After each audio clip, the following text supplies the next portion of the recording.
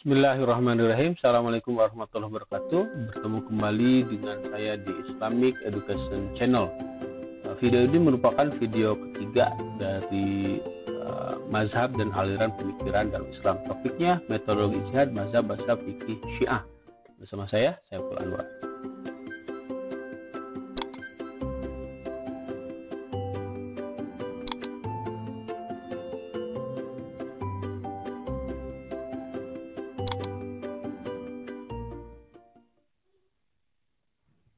Bismillahirrahmanirrahim. Assalamualaikum warahmatullahi wabarakatuh.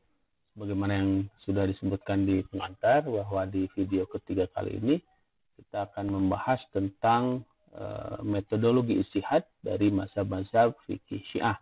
Setelah sebelumnya di video kedua kita sudah membahas tentang metodologi ijtihad dari mazhab fikih Sunni atau Ahlussunnah wal Jamaah. Baik, kita mulai. Setelah di video kedua gitu ya, kita membahas tentang metodologi ijtihad dari mazhab fikih beraliran Sunni.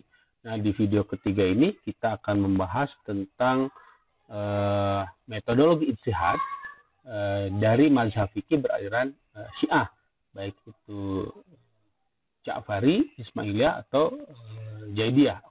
Pertama, untuk mazhab Ja'fari, dalam memutuskan satu perkara yang baru yang tidak ditemukan pada masa sebelumnya, mazhab Ja'fari yang mereka pegang pertama kali itu adalah Al-Quran, gitu ya. Lalu yang kedua itu adalah As-Sunnah, yang ketiga itu adalah Ijma, dan yang keempat itu adalah Qiyas. Pada prinsipnya semua mazhab Syiah itu hampir sama urutannya seperti ini, tapi ada beberapa perbedaan pendapat terkait pengambilan Al-Quran di pengambilan hukum di Al-Quran, As-Sunnah, Ijma. Jadi sekali lagi, urutan untuk mazhab Ja'fari itu adalah pertama mereka akan mencarinya dalam Al-Quran. Tapi yang dimaksud dengan Al-Quran dalam pemahaman mazhab Ja'fari, kata mereka, Al-Quran itu adalah ada dua pengertiannya. Pertama, ada yang disebut dengan Al-Quran An-Natik dan Al-Quran As-Samit. Nah, kata mereka, mushaf Al-Quran itu adalah Al-Quran As-Samit. Sementara Al-Quran An-Natik adalah imam-imam mereka. Jadi yang dimaksud dengan Al-Quran itu adalah interpretasi terhadap wahyu yang berasal dari imam-imam Syiah, gitu ya, yang diyakini oleh kelompok ini. Dalam konteks ini adalah Imam Isna Asyara, gitu ya, mulai dari Sayyidina Ali, Husain, gitu ya, lalu, dan seterusnya sampai yang keenam itu Ja'far. Yang kedua nanti masuk ke Musa Al-Kazim yang jadi perselisihan pendapat dengan mazhab Ismailiyah, gitu. Nah itu, jadi termasuk dalam Al-Quran itu adalah interpretasi wahyu dari imam-imam mereka. Dan mereka tidak menerima penafsiran Al-Quran dari ulama-ulama Ahlus Sunnah. Jadi mereka lebih mengutamakan interpretasi dari imam-imam Syiah yang Isna Asyara. Jadi kalau ada perbedaan misalkan ya, interpretasi dari tafsir kelompok Ahlus Sunnah dan kelompok imam mereka, maka mereka lebih mengutamakan interpretasi Al-Quran dari imam Syiah. Nah, kalau di Al-Quran tidak ada, maka sumber kedua dari kelompok ini adalah As-Sunnah. Tapi berbeda dengan Sunnah dari mazhab fikih beraliran Sunni.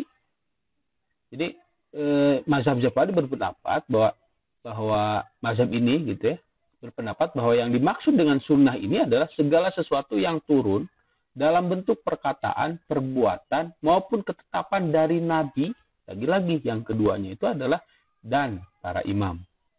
Gitu. Jadi tadi ya, Al-Quran termasuk di dalamnya adalah interpretasi dari para imam atau yang disebut dengan Al-Quran An-Natik, sementara mushaf itu Al-Quran As-Samit.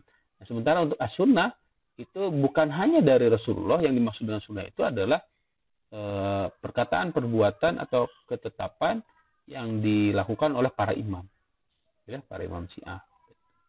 Nah, termasuk yang ketiga ijma di sini, jadi dalam pendapat mazhab ini, yang dimaksud dengan ijma adalah kesepakatan yang ada pada masa Nabi dan pada masa imam-imam mereka. Jadi kalau pada masa sekarang itu tidak disebut ijma atau tidak menganggap ijma. Jadi ijma yang dimaksud mazhab ini sebagai sumber hukum yang ketiga adalah ijma yang ada pada masa Nabi dan para imam. Gitu ya. Dan yang terakhir itu sumber keempat adalah akal. Walaupun demikian, gitu ya, mereka mazhab ini menganggap akal sebagai sumber hukum. Maksudnya begini, walaupun mereka menganggap akal sebagai sumber hukum Islam sumber hukum mazhab ini yang keempat, tapi mereka sama sekali tidak menggunakan qiyas dan istihsan. Gitu ya. Dan salah satu produk ijtihad dari mazhab ini itu adalah terkait nikah mut'ah atau nikah kontrak. Nah, oke, kita lanjutkan. Untuk mazhab Syiah yang kedua yaitu Ismailiyah. Sekali lagi saya sebutkan tadi. Prinsipnya semua mazhab Syiah itu sama, cuma beda interpretasinya saja. Nah, mazhab Ismailiyah sebagai seperti yang saya sebutkan sebelumnya, Imam Ismail itu adalah putranya Imam Ja'far. Nah, nanti perbedaannya dengan Ja'fari sehingga jadi ini perpecahannya gitu. Karena untuk Isna Asyara pelanjutnya adalah Musa Al-Kazim, sementara untuk Ismailiyah Imam Ismail pelanjutnya. Nah, untuk Ismailiyah ini itu untuk mazhab Syiah Ismailiyah itu dia lebih cenderung pada aspek batiniah. Jadi penekanan dari mazhab ini itu adalah aspek esoterik dari agama Islam. Jadi tidak terlalu menekankan aspek syariah. Gitu. Sementara untuk kelompok Ja'fari dan Syiah yang lainnya, justru yang ditekankan oleh mereka itu adalah pemahaman atas syariah dan sunnah dari kelompok Ahlul Bait. Sementara yang ini bukan itu. Penekanan itu adalah aspek batiniah atau apa istilahnya ya? Menekatkan pada kemistisan sifat sang imam dan kemistisan jalan menuju Allah. Jadi aspek sufisme atau tarekat yang lebih ditekankan oleh kelompok Ismailiyah. Dan secara politik sekali lagi ya, kelompok Ismailiyah ini pernah menjadi kelompok Syiah terbesar itu pada masa dinasti Fatimiyah. Yang salah satu peninggalan itu adalah Universitas Al-Azhar. Walaupun pada masa Salahuddin Al-Ayyubi itu alirannya sudah orientasi pendidikannya sudah dirubah dari Syiah ke Sunni pada masa Al-Azhar, pada masa Salahuddin Al-Ayyubi. Tapi Al-Azhar sebagai warisan budaya itu produk muncul pada masa dinasti Fatimiyah ketika menguasai Mesir. Nah, lalu yang ketiga itu adalah mazhab Syiah Jaidiyah yang dinisbatkan kepada Imam Zaid sebagai imam kelima. Gitu ya. Jadi putranya setelah ayahnya.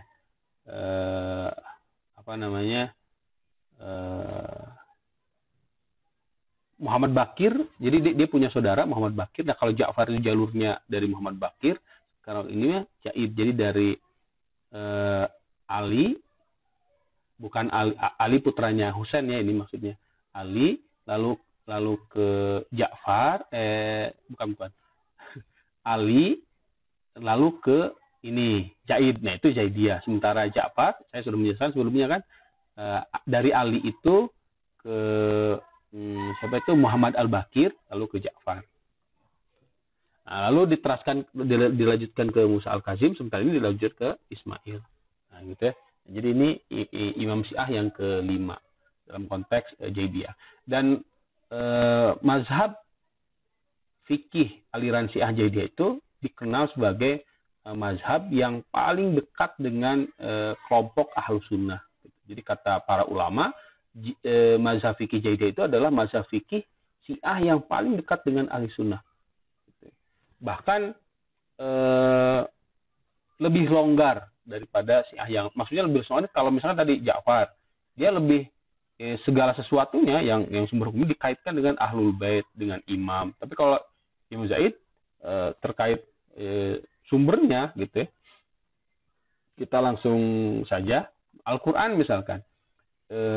Mazhab Zaidah itu tidak hanya memfokuskan pada interpretasi dari imam-imam Syiah, tapi dia juga terbuka terhadap interpretasi terhadap ahli tafsir dari kelompok ahli sunnah. Termasuk terkait sunnah juga gitu ya. Zaidiyah ini kalau ini kan hanya menerima riwayat dari kelompok atau ahlul bait saja, sementara Zaidiyah tidak hanya menerima sunnah dari kelompok Zaidiyah atau dari kelompok ahlul bait. Selama perawinya adil, sikoh, mereka akan terima. Dan mereka menerima kias. Sementara ini kan tadi menggunakan akal tapi tidak menerima kias. Dan yang terakhir adalah akal. Nah, yang diketahui umum Syiah Zaidiyah ini berbeda secara fikih dari mazhab Ahlussunnah ini. Yang pertama adalah dalam persoalan mashul kufaini. Jadi membasuh mengusap dua khuf atau sepatu gitu. Jadi syariat.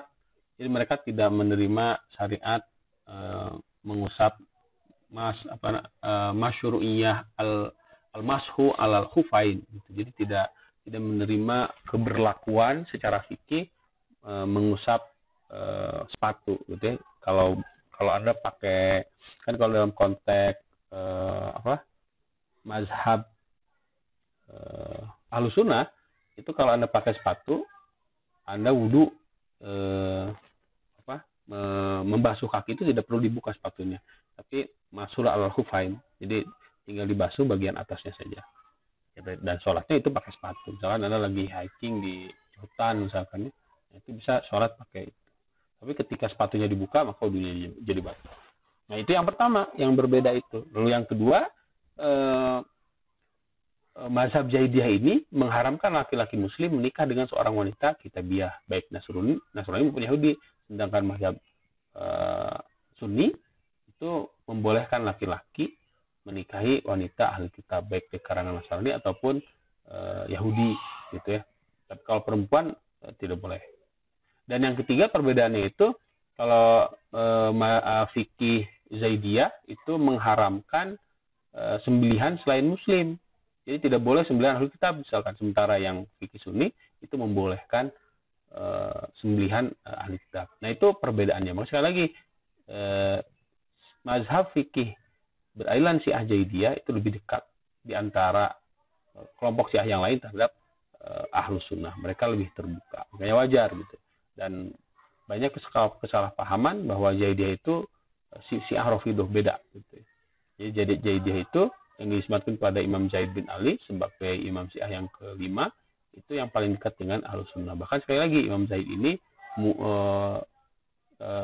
karena dekatnya dengan ahli sunnah, sama juga dengan Ja'fari, dari sisi keilmuan ya, walaupun dari sisi tadi berbeda, itu mereka memiliki murid dari kelompok Sunni. Salah satunya adalah Imam Malik dan Imam Hanafi. Oke, saya kira itu ya penjelasan tentang mazhab fikih baik Sunni dan Syiah gitu ya. Untuk Sunninya saya sudah jelaskan kemarin di video kedua, sementara sekarang itu di video ketiga itu tentang metodologi ijtihad dari mazhab fikih beraliran Syiah, Ja'fari, Ismailiyah, Zaidiyah. Wallahu a'lam bishawab. Terima kasih Anda sudah menonton video kali ini. Semoga bermanfaat. Assalamualaikum warahmatullahi wabarakatuh.